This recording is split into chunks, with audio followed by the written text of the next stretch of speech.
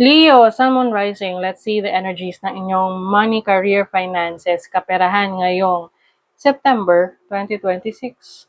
This is a general reading. Pwede kayong makarelate, pwedeng hindi. Just take what resonates. Another reminder, I will not message you or follow you para mag-offer ng services. So, mag-ingat kayo sa mga fake accounts and scammers. Kung gusto niyo ng private reading, just go to my website, mrqueenph.com, or you can book directly sa aking calendar, link on the description or comment section. Okay, Leo, energy ng inyong money, career, finances, money and career. For Leo, September 2026. Purpose. 7 is about knowledge and wisdom. So, maaring inaalam mo ngayon kung ano ba yung purpose mo. What's in it for you in your career or the business that you have. Is it aligning to your destiny? Masaya ka ba dyan? And then, merong inevitability. Inevitable. Hindi mo siya maiiwasan. Oo. Oh, okay.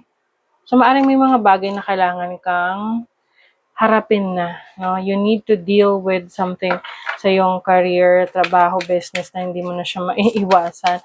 Kailangan mo na tong solusyonan, harapin. Okay? And then also, very optimistic ka. No? Positibo ang iyong pananaw sa buhay, regardless kung ano yung pinagdadaanan mo sa career mo, sa finances mo, as long as you know what you want and you are figuring things out, no, kung ano yung nagbibigay sa'yo ng happiness, nagbibigay sa'yo ng contentment. Okay, your overall energy is the Two of Pentacles. So this is Jupiter in Capricorn. Okay, adaptability. Maaring meron kang pinagpipilian, no? Dalawang opportunity sa buhay mo. Alin doon yung mas bibigyan mo ng focus? Saan ka doon mas uunlad? Saan ka mas magkakaroon ng kaalaman? Saan mas merong future? Your challenge is the Six of Pentacles. Okay, as a challenge, ito yung kung ano yung makukuha mo sa trabaho or career or business na pinagpipilian mo. Kasi pwedeng ngayon, you are asking yourself if you are happy in your current situation sa trabaho or business or yung sitwasyon mo ngayon financially. And you want some changes. Ngayon, may mga hindi ka maiiwasang gawin, which is kailangan mong pumili saan mas magiging saan mas magiging worth it yung oras mo, yung panahon mo. Your opportunity, the Nine of Cups, may satisfaction. May opportunity ka ngayon na masatisfy yung needs mo. Masatisfy yung iyong creative side. Yung passion mo. And I think marami ka ngayong ideas na gusto mong subukan at i-pursue na nag-a-align sa purpose mo. Your blessing, the Ten of Wands. So, as a blessing, ito yung masasabi nating good problem. Kasi, pwedeng maraming responsibilities, di ba? But it makes you busy. Kapag busy ka, mas maraming income and mas marami kang ma-accomplish. Importante rin na kung ano yung mga tinitake natin na mga responsibilities, make sure na kaya nating i-handle.